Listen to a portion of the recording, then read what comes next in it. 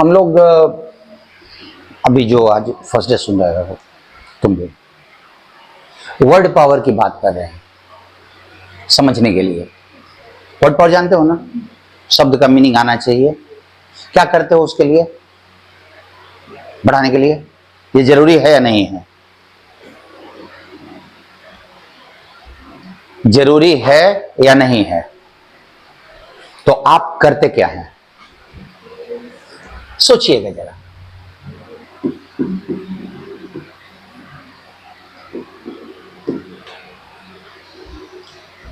ये वर्ड जानते हो? मैं मीनिंग नहीं पूछ रहा हूं, हाँ या ना बस।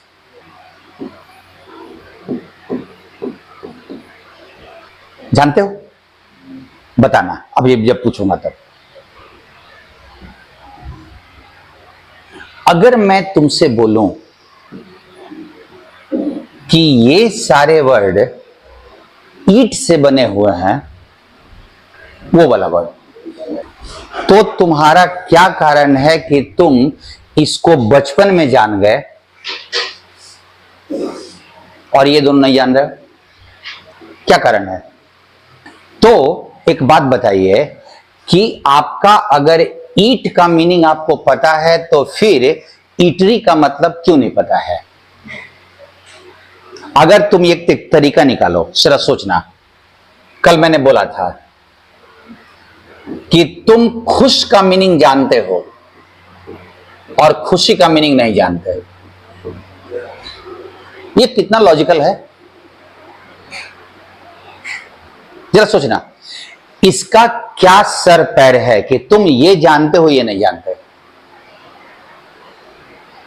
देखिए, आप जो दो लोग हैं, आप शायद मेरे को जज करने बैठे हुए हैं, हमको आता है नहीं पढ़ाने, या देखो एक गड़बड़ क्या होती है। मैं अंग्रेजी सीखने वाले लोगों के बारे में बात कर रहा हूं। जब क्लास में बैठते हैं ना, तो वो वैसे बिहेव करते हैं जैसे कि मैं डॉक्टर के पास जाऊं और डॉक्टर को बोलूं कि डॉक्टर साहब मुझे बुखार हो गया है, मुझे क्रोसिन 500 लिख दीजिए अपने प्रिस्क्रिप्शन के कागज पे। डॉक्टर क्या करेगा? सीधा यही कहेगा ना कि पागल हो गया भाई, तेरे को रोग पता है, तेरे को दवाई पता है और दवाई के लिए अलग दुकान है, तो खरीद लो, खा लो, खत्म करो। तुम मेरा फी देने के लिए क्यों बैठे हो यहां पे? 500 रुपया लगा के 4 घंटे इंतजार करके यहां पे क्यों आ रहे हो? जब दवाई तुम बता रहे हो, रोग भी तुम बता रहे हो, मेरे को जज करने दो ना कि रोग क्या है, दवाई क्या होनी चाहिए। इंग्लिश के साथ यही गड़बड़ है। आप एक पर्टिकुलर प्रेस्क्रिप्शन लेके आते हैं कि टीचर क्या पढ़ाएगा, और वो प्रेस्क्रिप्शन वही है जो स्कूल से लेके इंटरमीडिएट तक आपको पढ़ाया गया था, and that prescription was grammar. अगर मैं यहां पे आर्टिकल लिखता और शुरू करता, आर्टिकल 3 तरह का होता है, ए, एन और द। इसमें से 2 को इंडेफिनिट आर्टिकल बोलते हैं और द को डेफिनिट आर्टिकल बोलते हैं। ये सुन के कैसा लग रहा है कान में? लग रहा है ना कि जो जानते हो वही टीचर बता रहा है। तो अच्छी चीज है ना कि जो जानते हो वही हम बता रहे हैं। तुम मेरे को क्यों पैसा दिए हो? जो जानते हो वो बताने के लिए। और अगर ग्रामर कमजोर है तो भाई 60-100 रुपए की किताब मिलती है, मार्केट से खरीद लो, पढ़ो, काम खत्म करो। मैं भी तो नॉट ओनली बट ऑल्सो को वही बोलूंगा ना जो किताब में लिखा हुआ है। ये सुनो, जो टेक्निकल चीज है उसको मैं बोलूं चाहे शेक्सपियर बोले, वो सेम बात बोलेंगे, और वही किताब में भी लिखा हुआ है। प्रेजेंटेशन थोड़ा अलग हो सकता है, इसीलिए मैं बोल रहा हूं कि इस बात को समझो। तुम वोकैब के मामले में बहुत परेशान हो। अभी तुमको मैं क्या बोलता कि अगर मैं तुमको लिखता एक वर्ड,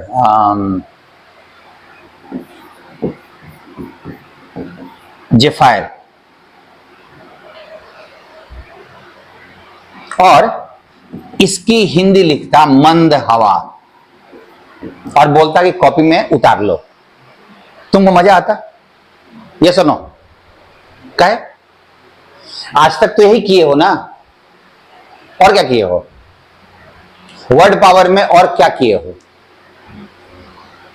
कहीं से भारी वर्ड मिला जो ऑलरेडी डिक्शनरी में था और डिक्शनरी तुम्हारे यहां घर में थी, वहां पे जगह बना हुआ है कि कहां पे जेड में निकालो, जेड के बाद ए से शुरू होगा, ई तक जाओ, जेफायर वहां मिल जाएगा, मीनिंग लिखा हुआ है, लेकिन फिर तुमने उतार के अपने कॉपी में लिखा।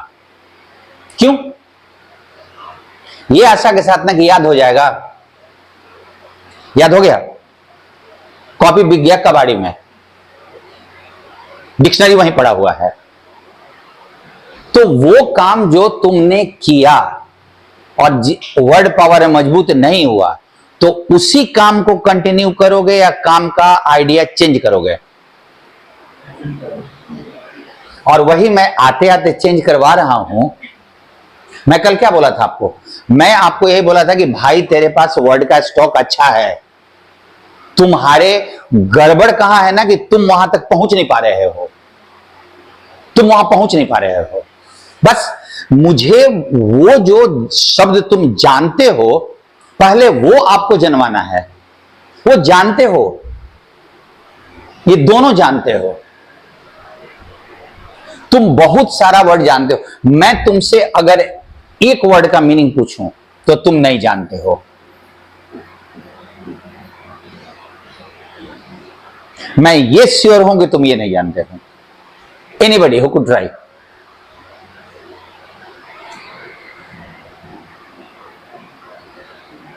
चलो बोलो बोलो।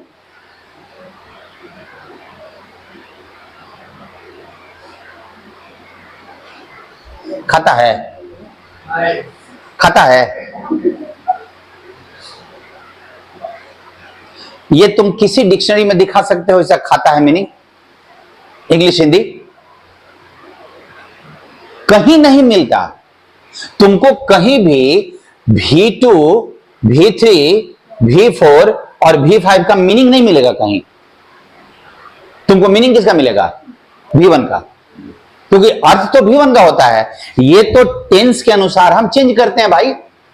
जब हम सेंटेंस में उसको यूज करेंगे तो किस फॉर्म की जरूरत है वो तो ग्रामर के अनुसार हम यूज करेंगे, लेकिन इनका कोई अर्थ नहीं होता। इनका अर्थ वही होता है जो गो का अर्थ होता है, वही गोज का होता है, वही वेंट का होता है, वही गोइंग का होता है। टेंस में अलग अलग जाएगा वो फॉर्म। लेकिन मैंने ये पूछा, इसका मीनिंग होता है वो जो स्नैक्स बोलते हैं ना, स्नैक्स मतलब थोड़ा बिस्किट, मिक्सचर या वैसा कुछ जिससे पेट नहीं भरता लेकिन खाने में अच्छा लगता है, छोटी छोटी खाने की चीजें, दे आर कॉल्ड ईट्स। ये नाउन है। अब प्रॉब्लम ये है, मैं आपसे बोल रहा हूं कि तुम ये क्लास 3 में जान गए, ये अभी तक अननोन है, जबकि ये वाला वर्ड भी क्लास 3 में ही आ जाना चाहिए था। जब ये जाने तो ये अनजान है कि जाना हुआ है? अनजान है। खुशी जान गए, खुश अनजान है। जाना पहचाना है दोनों। तो जब ये जाने तो ये सब था। ईटरी उस रेस्टोरेंट, एक रेस्टोरेंट का सिनोनिम है जहां आदमी खाना खाता है।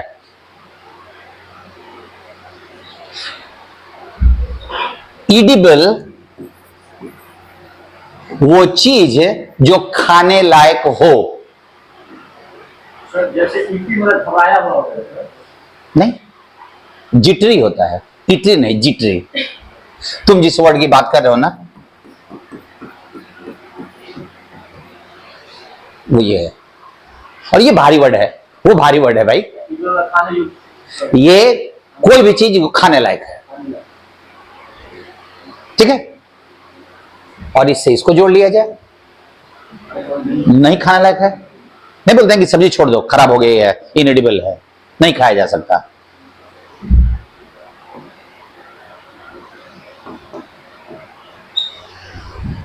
ईटेबल, खाने योग्य, और फिर ये भी खाने योग्य, तो अंतर करोगे ना? क्या करेंगे? अंतर करोगे ना भाई, दोनों को तो खाने योग्य बोल रहे हो। कोई भी चीज जो बोलते हैं ना, हाँ खा सकते हो, बहुत स्वाद अच्छा नहीं है, मतलब काम चलाओ खाने लायक है, इसमें सारे इंग्रेडिएंट्स ठीक हैं, कोई सड़ा नहीं है, लेकिन ये स्वाद की बात करता है। ऊपर वाला ईटेबल स्वाद के पॉइंट ऑफ व्यू से चलेगा। नहीं बोलते हैं समोसा ईटेबल था, बहुत अच्छा नहीं था, ईटेबल था, अगर मैं बोलूं तो खाया जा सकता था। और ये होता है एडिबल फूड्स, वैसे खाने चीजें जो हम खा सकते हैं। अब तुम मेरे को एक बात बताओ, क्या तुम सही में ईट जानते थे?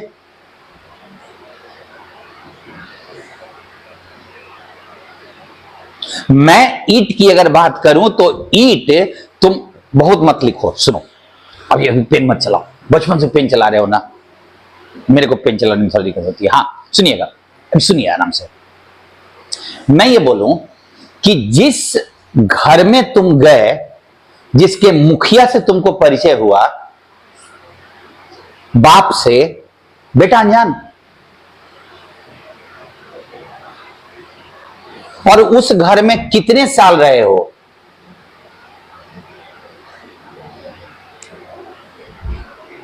उस घर में बाप से परिचय 10, 12, 15 साल से है, और घर के बाकी सदस्यों से कोई परिचय नहीं है। ये आदमी है कि क्या है? सोचना जरा। मैं एक एग्जांपल लिया, सही तरीका है? तुमको वो पता नहीं होना चाहिए था सारा। एक परेशानी है, क्योंकि देखो क्या होता है ना कि हमारे यहां पर्टिकुलरली अपने स्टेट में, अब मैं बिहार की बात कर रहा हूं, अदर स्टेट के लड़के अगर सुन रहे हैं तो सुने, मतलब देखो हमारे यहां मैथ अगर कोई पढ़ाता है तो ही और शी शुड बी नॉलेजेबल। मैं तुम लोगों के साथ बोला था, तो तुम लोग नहीं सुने हो। 3-4 साल पहले देयर वाज वन सर्वे, 4 साल 5 साल पहले सर्वे हुआ था, और बिहारियों का मैथ वर्ल्ड में टॉप 14% में था। दुनिया के टॉप 14% में बिहारियों का मैथ का लेवल था। मैंने नहीं किया था सर्वे, वो साइंटिफिकली हुआ था। मैथ में आप इतने शार्प हो, तो मैथ को पढ़ाने वाला आदमी तुम्हारा कैसा होना चाहिए? रोड चलता आदमी तो नहीं पढ़ा पाएगा मैथ। रोड चलता आदमी तुमको मैथ नहीं पढ़ा पाएगा। जिस दिन सामने बैठोगे ना, पहले दिन, उस दिन पूरा स्कैन कर लोगे टीचर का, क्या क्या जानता है क्या नहीं जानता है। लेकिन अंग्रेजी कोई भी पढ़ा के चल जाता है ना। हम लोग के बारे में तुम लोग सुने होगे, मैं उसका मुखिया हूं, कि अगर बिहारी है तो अंग्रेजी तो गोबर होगा ही। सुने हो ना? तुम कमजोर हो, क्वेश्चन ये उठता है, तुम कमजोर हो? कमजोर हो तो दुनिया के 14% में कैसे चलेगा एक सब्जेक्ट में? एक सब्जेक्ट में वर्ल्ड के टॉप 14% में कैसे चलेगा? कमजोर थे। जो आदमी कमजोर है वो बोले कि हम दौड़ने में कमजोर है, लेकिन हम 100 किलो वजन उठा लेंगे, बदमाशी करता है। ऐसा थोड़ी होता है कि 100 किलो का वेट उठा लोगे और दौड़ने में कमजोर हो। जो कमजोर है वो हर विषय में कमजोर है, और जो मजबूत है वो सब जगह मजबूत होगा। बट प्रॉब्लम यह है कि जो प्रोसेस तुमको बताया गया ना, वो मजबूत करने का प्रोसेस नहीं था। तुम्हारे में कहीं कोई समस्या नहीं है। लेट मी टेल यू, तुम्हारी अंग्रेजी में कहीं कोई समस्या नहीं है। प्रॉब्लम उस प्रोसेस में है जिससे आपको अंग्रेजी पढ़ाया गया। वोकैब के प्रोसेस के चलते आपकी वोकैब कमजोर है। मैं बता रहा हूं, वर्ड पावर जैसे सिखाना चाहिए लड़कों को ना, जैसे उसका नेचुरल आदमी सीखता है। मैं क्या बोल रहा हूं, कोई कल वाला देख लो, याद कर लेना कि डेसिमेट का क्या मीनिंग है नहीं पता है मेरा, सही होगा। फ्यूल का क्या मीनिंग है, हम गलती करेंगे, काहे कि फ्यूल का मतलब जानते हैं, जानते हो, जरा ध्यान देना।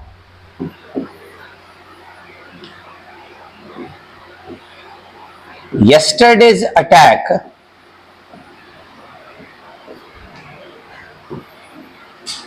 on terrorists, एकदम current affairs, will fuel tension between India and Pak। Fuel का मतलब इंक्रीज, कॉज पैदा करना, कारण होना। ये तुमने कहां से निकाला, डिक्शनरी से? तो उसको यूज करो ना जो तुम तपाक से बोल देते हो। अभी मैंने लिखा, जानबूझ के सेंटेंस को इजी रखा था कि तुम्हारे पास मीनिंग आ जाए, तुम उसको इस्तेमाल करो याद करने में, तुम अपने टैलेंट को इस्तेमाल करो। तुम क्या करते हो, जिटरी में लिख दिया, पहला तो एक निगेटिव ओपिनियन, हम नहीं जानते, हम नहीं जानते तो कौन सा आफत हो गया है, कौन सा आफत है नहीं जानते हो तो। हिंदी में 2 लाख वर्ड का मीनिंग नहीं आता तुमको, मैंने इन लोगों से पूछा है, तुम तीनों चारों से पूछ रहा हूं। आहन का मतलब बताओ, तो जिटरी में काहे वहां है कर रहे हो। अजिंक्य का मतलब बताओ,